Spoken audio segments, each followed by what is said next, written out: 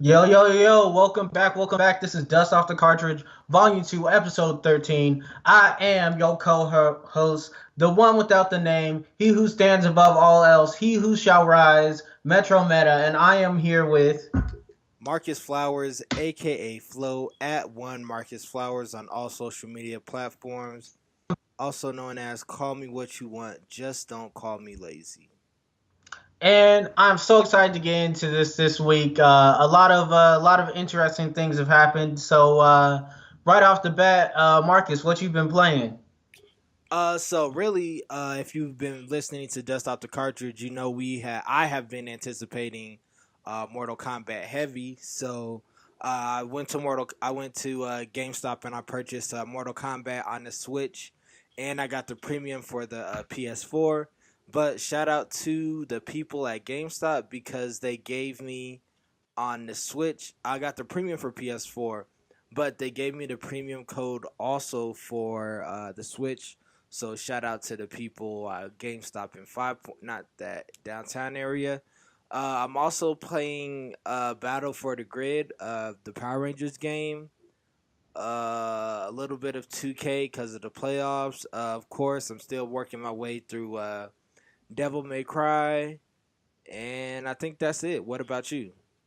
So my schedule's been a bit hectic. I haven't been able to play anything, but every once in a while I'll pick up, of course, Smash Bros. And we'll talk about that later. And I started a game called Escape 2, and I haven't gotten far enough to say how much I like it, but that's been on my radar for a while. Dope man, dope man. So let's get into it. Starting off the bat with the fresh hot story, there's racism in esports.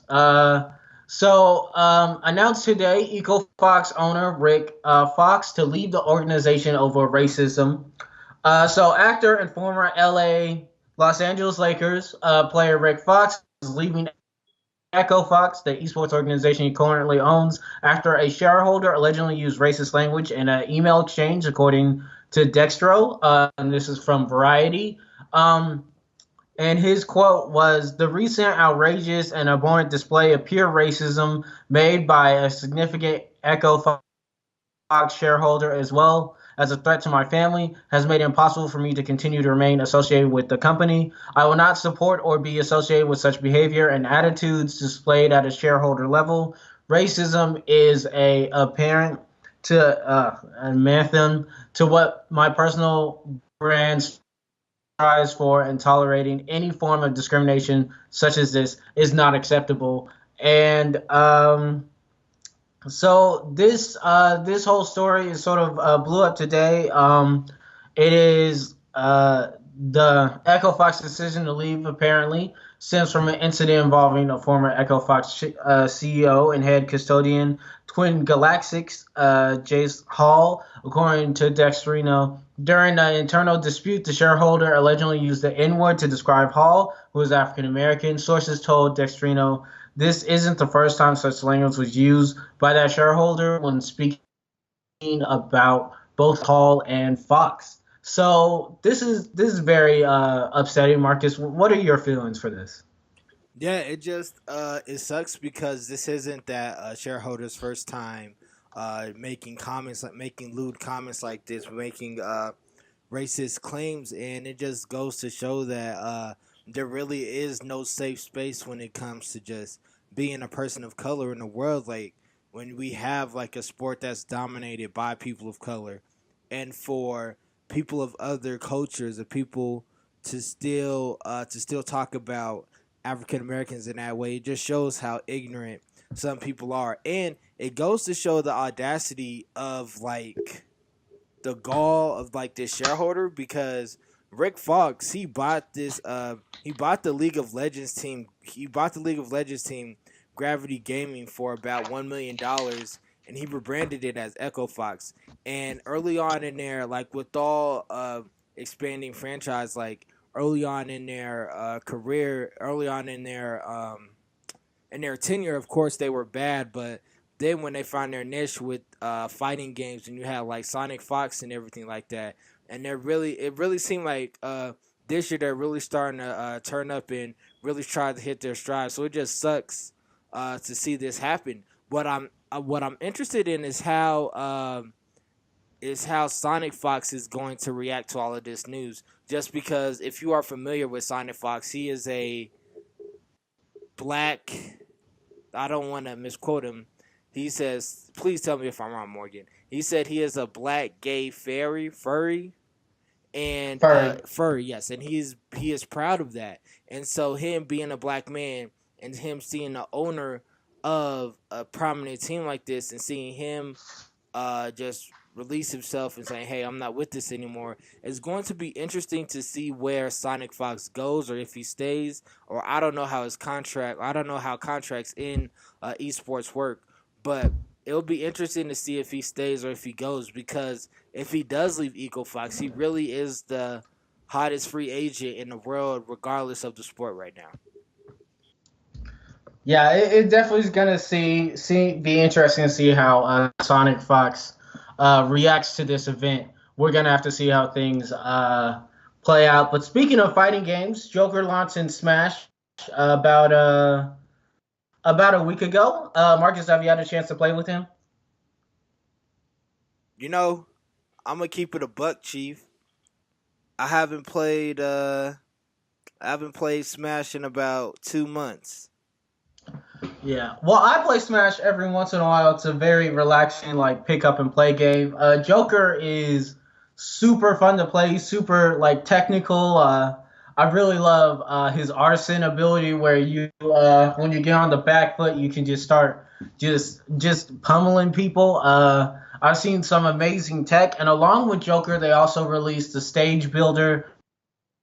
So it's been amazing to see, like, the different stages people have been able to make. And again, it's nice to see game developers giving their players the tools to create amazing things. This is something that's happening a lot right now with Overwatch, which we'll talk about later, and with, of course, the PS4 exclusive Dreams. I don't know if you've heard any of that, but if you look at anything coming from that community, the game looks pretty amazing. So it's really great to see this branch out.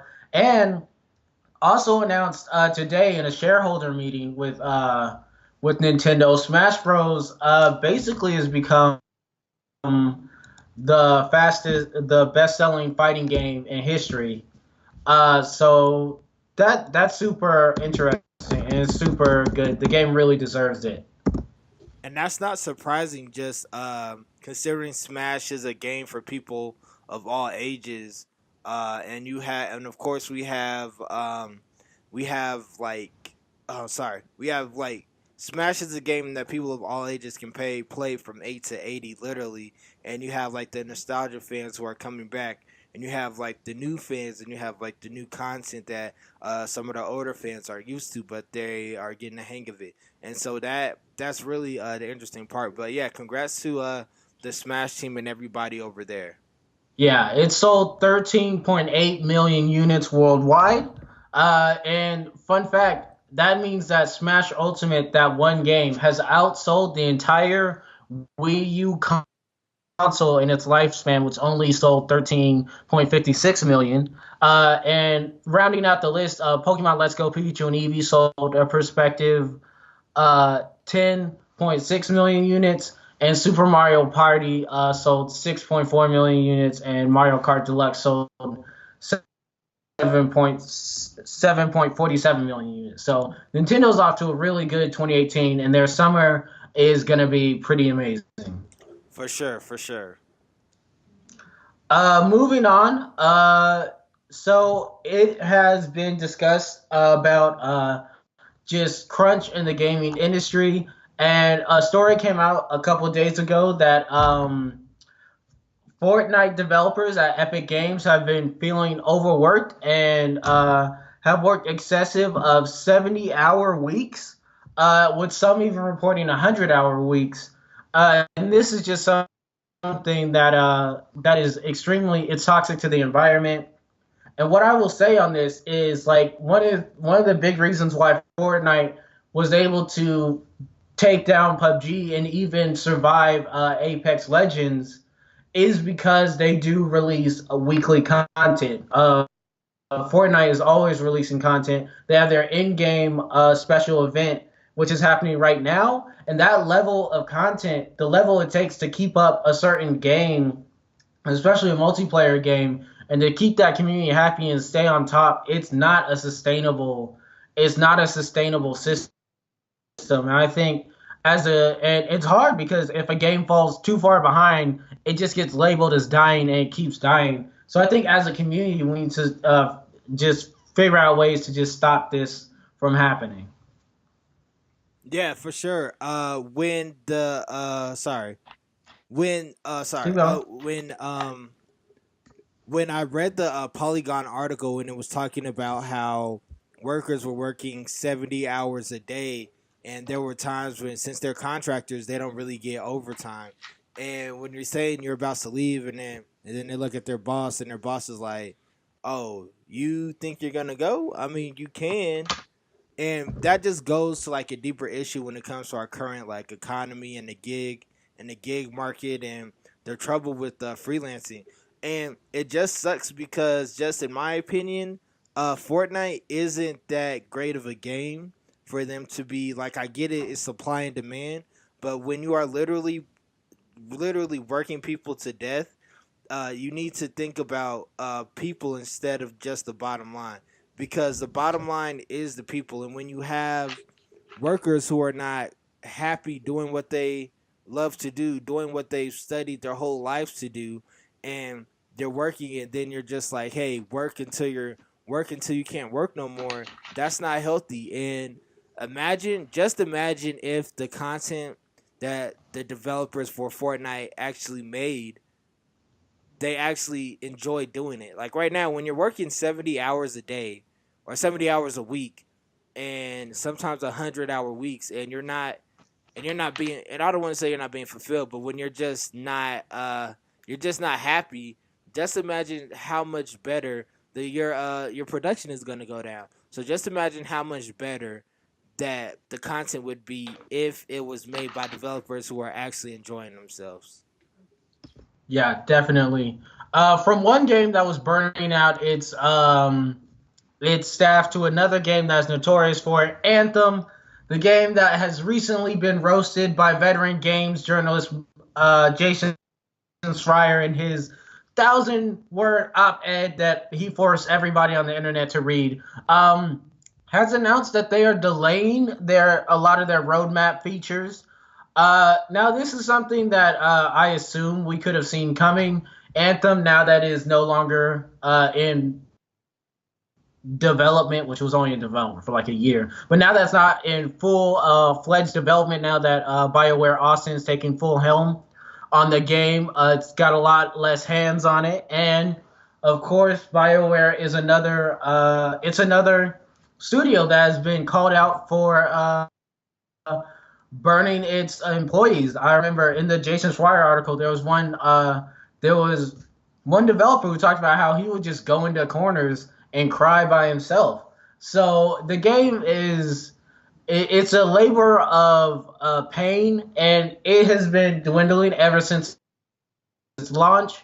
And so it announced this week that it will be pushing back different updates on its roadmap from the Master System, guilds, legendary missions / phase 2, weekly stronghold challenges, leaderboards, some free play events, and cataclysms. And they said the reason for this is to add in basically just basic things the game should have had on day one. Like I heard they had just added the ability to swap weapons when you're on a mission. So yeah, the game's not looking too hot, and I'm not even sure if this game is gonna have a community there when these things launch. What do you think?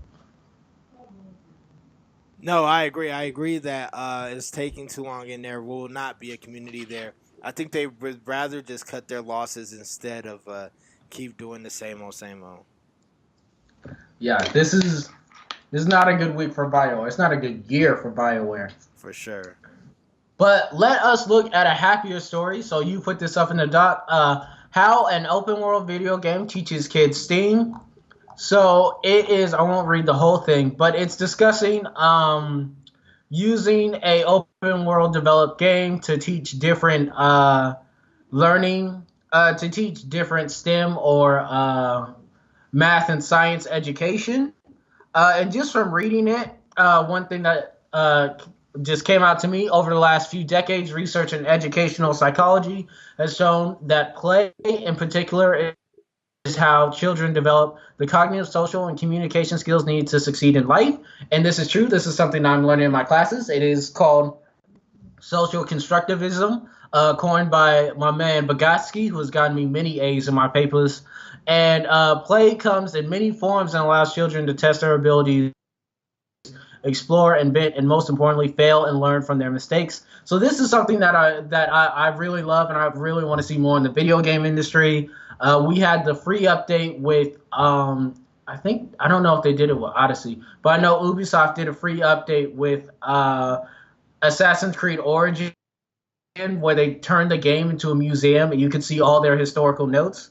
And I'd really love to see us really just use games for more than just like playing games and fun, because there has been a lot of research that has shown that games are a really good tool to teach, right? So Yeah, what's your for idea on sure. this? Just reading an article some more. So the company developed a game. The game is called. It's anybody can play it. It's called The Pack, and it brings a design make play to the worlds of computational thinking and environmental problem solving. So not only will they be having to use math, they will having to put together common sense to hopefully to figure out problems and try to solve problems such as climate change and the current climate crisis. It released on Earth Day this past Monday, April 22nd. So yeah, but no, this is just great for just for like students and for students who don't particularly learn through like books and through the traditional classroom. I think this is a great alternative for them. Yeah, I'll be looking into this and seeing if I can use this in my classroom. But let's go on to announcements. Super exciting past few days for the Persona community, in which they finally announced at the Super Live Persona concert, which I don't know if you've seen any clips from it, but it was crazy. There was like a Power Ranger there. It was crazy. But they have announced that Persona Royale is a re-release of Persona 5 with extra content.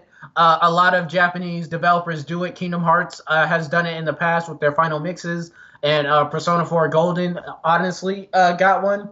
It will add new storylines, new confidants, and a brand new Phantom Thief by the name of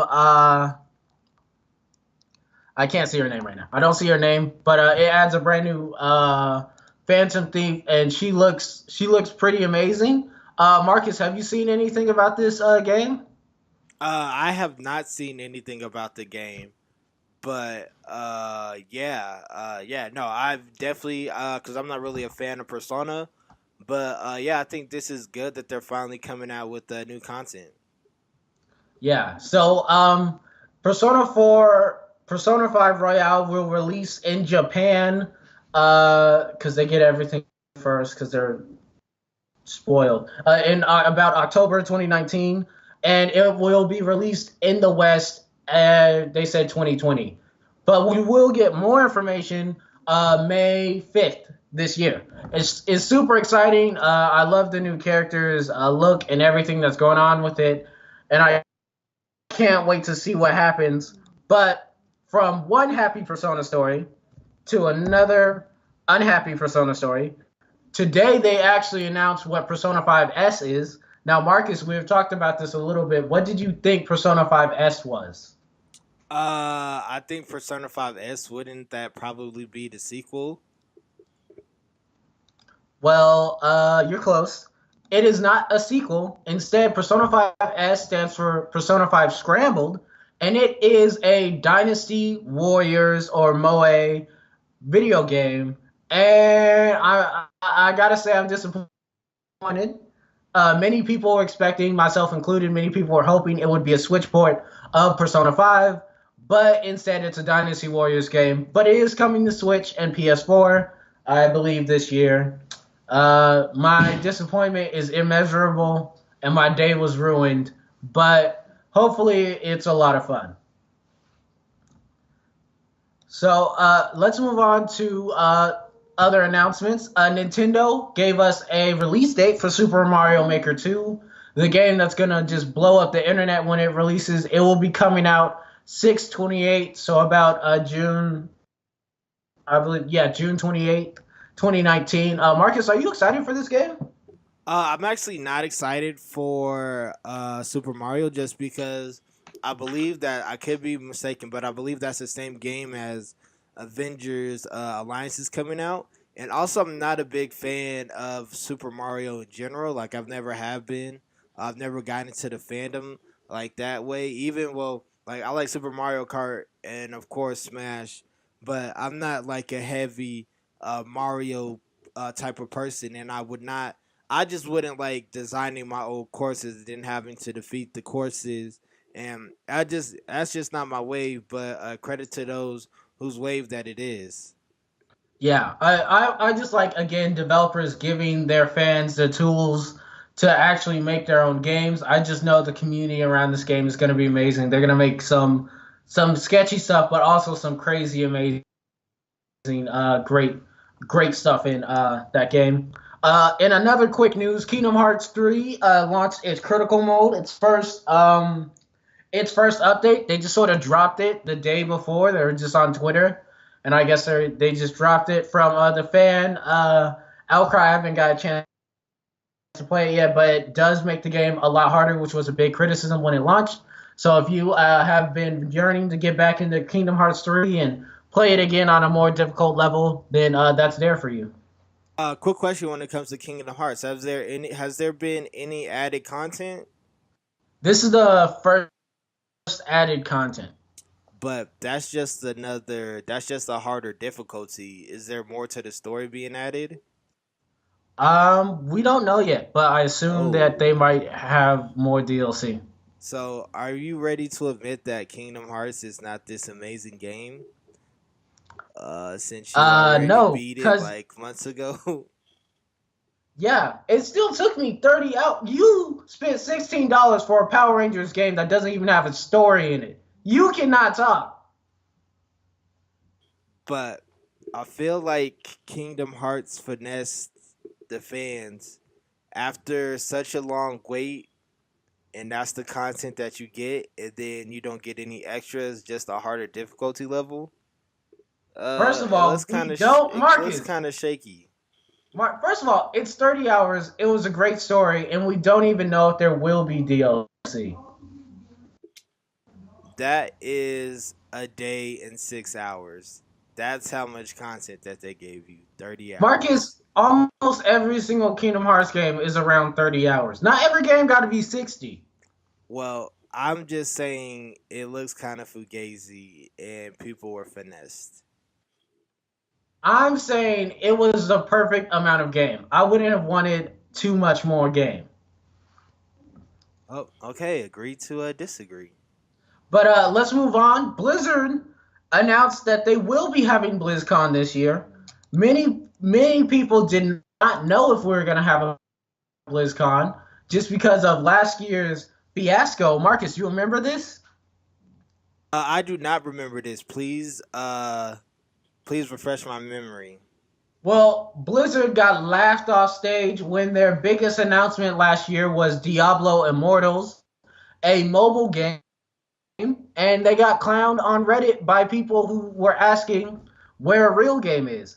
And so after such a lackluster Blizzard and with no announcements of big projects on the way, many people were questioning whether or not Blizzard was even going to bother with the BlizzCon this year. But Blizzard announced not only are they going to have a BlizzCon, but we will be getting the third iteration of the Overwatch World Cup for the Koreans to win again. And yeah, I'm excited. They did some changes for the Overwatch World Cup this year, just because there's so much going on in the Overwatch community, competitive wise, that they've shortened it so that teams that don't have a chance won't have as much screen time. So we're going to be getting a lot of the big ones the Koreans, the Germans, the French, the Japanese. Well, not Japan. They're not good. America, who choked last year. I watched it. It was sad. But I'm super excited for BlizzCon, and I can't wait. For sure, for sure. And then our last quick news, a game that I've been keeping my eye on, Oninaki by Square Enix. It's coming out to PS4 and Switch. Got its new character trailer, so it looks like it's going to start up on its production and its advertising budget. It's another gem in what's going to be a very, very stacked summer for the Switch. You know, Marcus, and most gamers, like in most years, the summer is pretty dry. But Nintendo this year said, forget that. We're not having a dry season this summer. And they have a lot of bangers coming out, and this is one of the ones I got my eyes on. For sure, for sure. But let's go on to esports. Overwatch, of course, they're having their new archive event. I don't know when that ends, but I probably missed it already. But one of the biggest things that they released this week, and another week of developers giving their fans the tools to build their own games, they rolled out the very big social event feature that they've been touting for the past few months, Overwatch Workshop, which allows for you to use Overwatch simplified. Well, let me just read it. Roll up your sleeves and show us the marvel of engineering. Introducing the Overwatch Workshop. Create and script to add rules and other unique play conditions on the games modes you already know and love. So they've been doing a lot of crazy stuff with this Overwatch Workshop. I mean, we've seen Doomfist with the graphics around him. We've seen Bumper Car Diva. They made an actual working gun game. One dude made a Roadhog whose hook turned into a zipline. It's a lot more complex than other game development tools, but it should be super fun. I can't wait till they get off the PTR and give it to the community. For sure, for sure. But that's enough of Overwatch Stage 2. Oh, wait, no. Tonight, I believe, is the very first non-Blizzard Arena game for Overwatch League. And it's happening in Dallas. It's a sold-out show. So everybody watch it on Twitch. But what's happening in 2K League? Okay, so not real quick, but we are in week 3 of the season 2 of the NBA 2K League. Just some real quick pointers. Mavs Gaming, they're proving that they're the real deal with the undefeated streak at 4-0, and yes, and they are the best of the expansion teams because the rest of them. Well, not I don't want to say the rest. But the only thing about the Mavs is that they have been playing losing teams, so it's going to be interesting for them moving on. 76ers GC, they are cruising on all cylinders, especially with the suspension of OFAB following an incident after the team season opening loss to the Hawks Talon GC. And it seems like Knicks Gaming has finally waken up. If you noticed last year, they started off slow. They eventually won a championship. It seems like the same thing is happening this year. They're starting off slow, but it seems like they're finally on board when they've got their first win of the season over Pistons GT. And Raptors Uprising, they have been a mixed bag, and they are back at 500. So I had high hopes for them this season so far. So hopefully they will get it into shape. And that's that. That's tight. That's tight. Nice to see that community is still going. New game releases. We got 2 on the docket. Mortal Kombat 11. Marcus, you said you have it on both PS4 and Switch. How you liking it? I've been trying to. I actually haven't played it on PS4 yet. I've been trying to beat the story mode on the Switch just because we both know, since we are both PlayStation users and we both have Switches, how fighting games are more difficult on the Switch handheld. So I've been working my way through that. but I have to say that it's been pretty great so far. I do love it. I don't want to say I love it, but it is one of my not one of my favorite games, but it is up there with one of my favorite games of the year. I will say that the story this time around is much more interesting than MK10. I also will say that I'm actually liking the new characters that they've added. Cassie Cage is one of my favorites. Also, Garrus, he's also one of my favorites to use as well. I'm also actually I only use the PS4 to fight people online. So if you want that smoke, please just hit my DM at One Marcus Flowers and we can set it up. But nah, it's been super great. It's been a super dope experience. It's literally all I've been playing this week, for Yeah. real. But Yeah, I could tell you liking it because you hit me up asking for an arcade stick. yeah, nah, I So think I'm gonna get that. I think I'm gonna get. I forgot what it's called. The Platura Evo. Hmm. I think so. I think I'm gonna get that. Yeah, super exciting. MK11. It's looking like a good NetherRealm game. So if you like those games, that's what you got to go for. But let's go into this other game. Well, wait. Days Gone. Before we move on from Mortal Kombat, since there isn't a lot of games coming out this week, have you noticed? Did you see the skins? Uh, like the skin prices. Did you Oh see yeah, that? that whole hullabaloo. What is your take on that, Marcus? Since you Okay, have the game on the microtransactions. so basically, one of my big brothers, OG at OG Johnny Five, shout out to him. He's very critical of games, and he is not a fan of Mortal Kombat 11. And then he posted a screenshot that said all the Mortal Kombat all the Mortal Kombat skins is going to cost you $6,000 basically. And there was like articles and people running with it, and it originally was on Reddit, but I think it's the creative director of Mortal Kombat, he came out and said you can't buy the skins, you have to earn them yourselves, and you have to earn them through playing the game. And while I do get what he's saying, I feel like at the same time, if I paid $60 to $100 for my game, I want to have access to all the skins. I get that you want to have the incentive of people coming back and replaying your game, but since they've already spent a huge amount of money for a video game, you feel like the least you could do is have all the skins available. And you do, like, through the story mode, through like fighting your friends, through everything, you do get skins added up. But it goes to show, like, sometimes like it's better to just give it all at once than to like do it in doses. I would have much rather than release all the skins and then release the players in the upcoming download pack, which would make more sense to me. Just as a consumer, and well, maybe I'm being selfish, but I just don't like having to go through all that to defeat the game, and then I still don't have the skins, and I have to go through the towers, and then I have to go fight online, and that's just like that's a lot of work for something that I pay $60 for. You wouldn't go, you wouldn't spend $100 on a pair of shoes and only get one sneaker. That doesn't make sense. I feel like it should be the same with video games. Yeah. This is a huge conversation we're having in gaming as a whole with games as a service. I saw uh, today. I think I saw like one dude did a whole it was like an hour long video on how he believes that games as a service is a ripoff.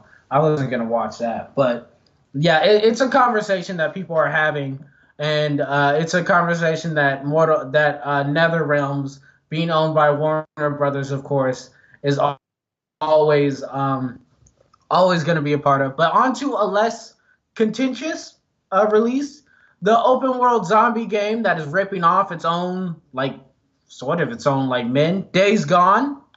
Marcus, have you seen anything about this game? Yeah. So I have seen something about this game, and people are actually excited for this game. Um, and I didn't want to fall because I'm still like super new to I don't yeah I'm super new to just like buying video games, and so I didn't want to go with the shiny object because that's what happened when I got Red Dead, and I was disappointed. But You didn't like Red Dead? I did not like Red Dead. What did you not like about Red Dead? It just got stupid quick. and I was like, whatever, I'm over this. Like I beat it, but it's just like, come on, man, this was dumb.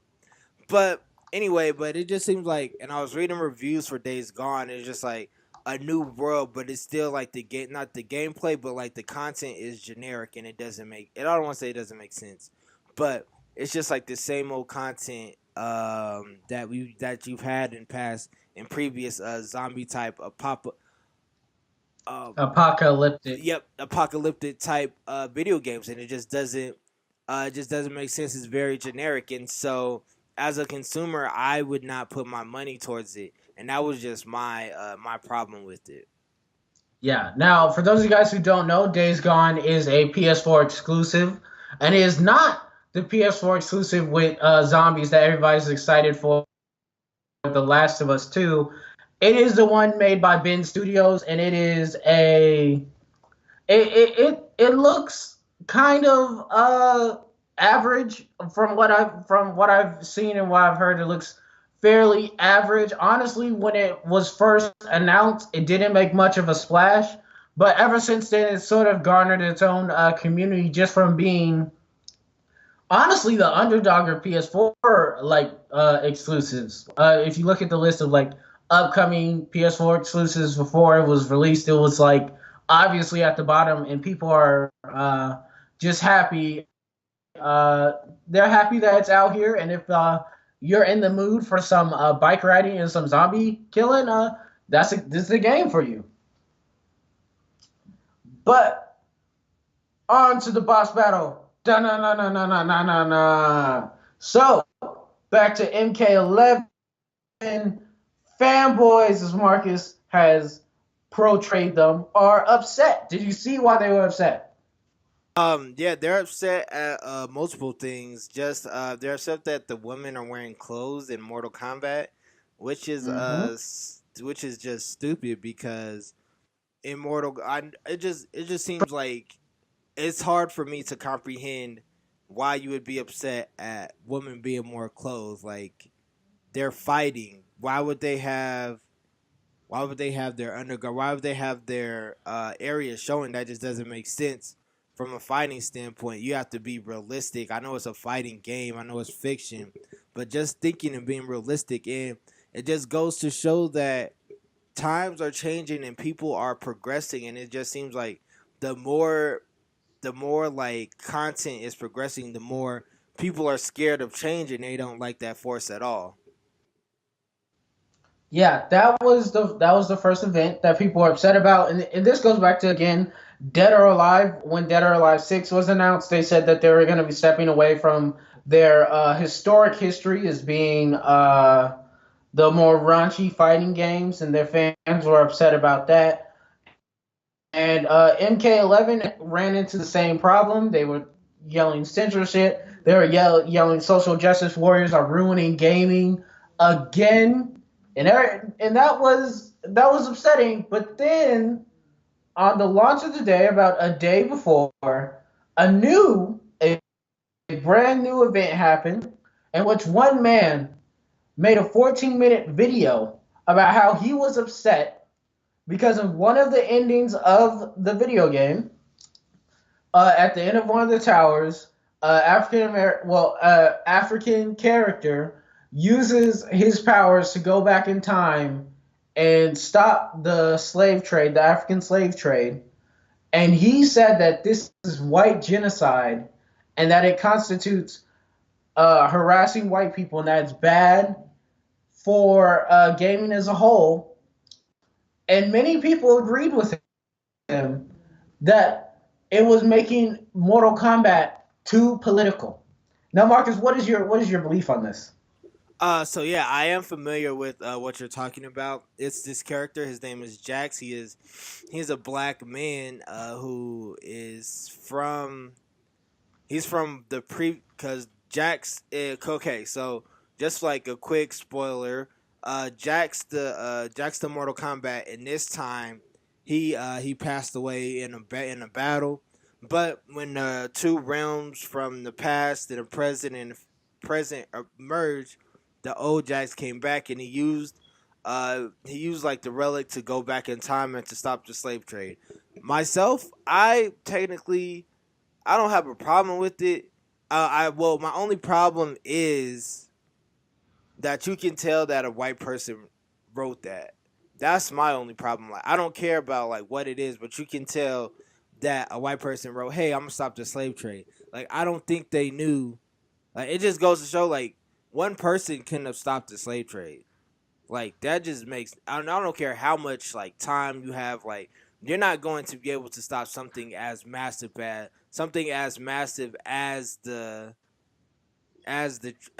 slave trade. I could see something like saving Martin Luther King, saving Malcolm X, telling Muhammad Ali to not go in that ring, telling Rodney King don't get in the car that night. Just something simple, but like when it just comes, like, I do feel what people are saying, how it's like, I don't want to call it like white genocide because that doesn't make sense, but I will say it doesn't make sense because historically the slave trade is such a massive event, you can't stop it. And I think that's just my only problem with it. Would you say that games should not be political? I think when it comes to the core, I think all games are political. I think that's what we love about games the most, even down to simple games like Pokemon. And you have to communicate, you have to talk to people, you have to navigate your way around like the land. I feel like at its core, everybody, whether they like it or not, they are politicking, and they know they're politicking, or maybe they're subconsciously they don't know that they are actually politicking, but they are saying, hey. They're basically like maneuvering. They're basically like everybody has something that you want or something that you need, and so when you talk to that person, that's politicking, and that's what games have always been. It's always been to sharpen your mind, to make sure that you know, like going into like the open world, where you go to things like Zelda and all that. It's just like that's what it is. Like that games are politics. There's just like no way around it. It's not like blatant in your face like stopping the slave trade, but it is subtle. You're still politicking. Yeah, and there's been multiple games. Deus Ex Mankind Divided, or the entire franchise is extremely political. The upcoming Cyberpunk 2077, extremely political. One of the most landmark game franchises, the BioShock series, it's basically built off of politics. So the idea that people just want to water down games and just be like, I don't want anything political in my game. I just want a Tetris. It to me is very upsetting. It's very upsetting. But do you have anything else to say, Marcus? No, I don't. I'm good. All right. Then this is the end of Dust Off the Cartridge, Volume 2, Episode 13. Let's round it down on what's coming up. It is the night of Endgame. Endgame is happening as we speak right now, and both me and Marcus will be watching it as soon as possible, and I will have a little something special for you guys if we can put it together. We will, of course, have a review and a spoiler review. Marcus, you are going to be putting out a Shazam review and Mortal Mondays, if I'm right. And you're going to be on the Buzzer Beater podcast? No, that's just a new podcast that we're starting over here. That's going to be at the beginning of May. Right. So we got a lot of stuff coming out. We got the Buzz Beater podcast. We got hashtag Mortal Mondays. And in the even more future of upcoming events, we will be, of course, as we always are, at Denver Pop Culture Con. This year, we're going to go all out.